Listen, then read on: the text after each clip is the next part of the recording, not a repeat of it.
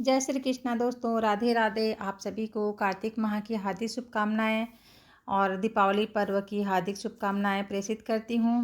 आइए हम 18वां अध्याय की ओर प्रवेश करते हैं। 17 अध्याय में हमने जाना कि जालंधर और शंकर जी के गणों के साथ युद्ध होता है और घमासान युद्ध होता है, जिसमें जालंधर द्वारा गणेश जी को, नंदी, कार्तिकेय, वीरभद्र सभी को युद्ध में बाण भेदन किया जाता है और उनके साथ घमासान युद्ध किया जाता है।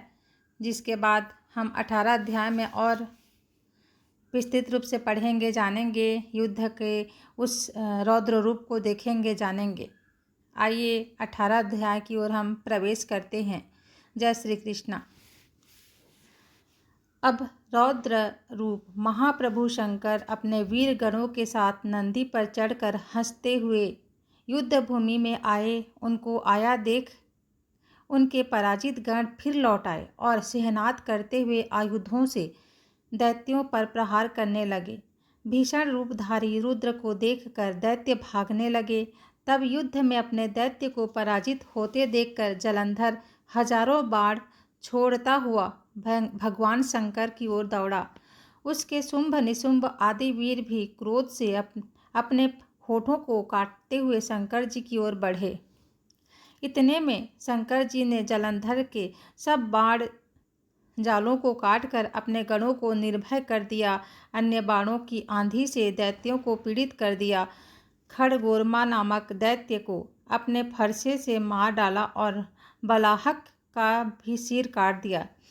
धसमरई को भी मारा और शिवगण चिसी ने प्रचंड नामक दैत्य का सिर काट डाला।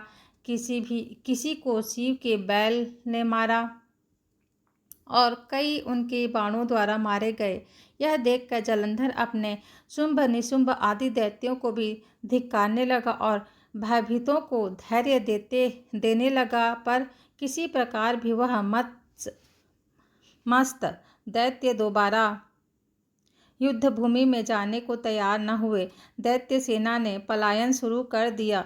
तब महाक्रुद्ध जालंधर शिव जी की ओर ललकारने लगा। साथ ही उसने 70 बाण मार शिव जी को दग्ध कर दिया तथा और भी बहुत सारे बाणों का प्रहार किया।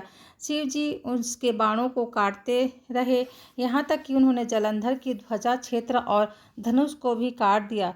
फिर 7 बाण मारकर उसके शरीर में आघात पहुँचाया। धनुष के कट जाने से जालंधर ने प्रचंड बाण मारकर उनकी गदा के टुकड़े कर दिए। तब उसने समझा कि शिव मुझसे बलवान है, अतः उसने गंधर्वी माया उत्पन्न कर दी। अनेक गंधर्व अप्सराओं के गण पैदा हो गए। बीड़ा और मृदंग आदि बाजों के साथ नृत्य व गान होने लगा। इसमें अपने गणों सहित रुद्र भी मोहित हो गए। उन्होंने युद्ध बंद कर दिया। फिर तो काम से मोहित हो जालंधर जल्दी ही से त्रिनेत्र भगवान शंकर का रूप धारण करके वृषभ पर बैठ पार्वती के पास जा पहुंचा। उधर जब पार्वती ने अपने पति को आते देखा तो सखियों का साथ छोड़ दिया, परंतु गौरी ने उस दानव को समझकर तुरंत अंतर्ध्यान होकर उत्तर की ओर मानस पर चली गई। वहां पार्वती को देखकर जालंधर फिर शिव जी की ओर लौटा। उधर पार्वती जी ने भगवान विष्णु को बुलाकर दैत्य का वह कृत्य कहा और प्रश्न किया कि क्या आप इससे अवगत हैं। भगवान विष्णु ने हाथ जोड़कर उत्तर दिया, आपकी कृपा से मुझे सब ज्ञात है। हे माँ, जो आज्ञा हो पालन करूं।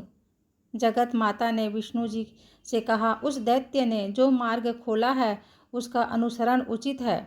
मैं तुम्हें आज्ञा देती हूँ कि तुम जाकर उसकी स्त्री का पतिव्रत भ्रष्ट करो और वह दैत्य तभी मरेगा। पार्वती जी की आज्ञा पाते ही भगवान विष्णु माँ की आज्ञा शिरोधार्य कर छल करने के लिए जालंधर के नगर की ओर चले गए। यहीं पर 18वां अध्याय समाप्त होता है। जय श्री कृष्णा।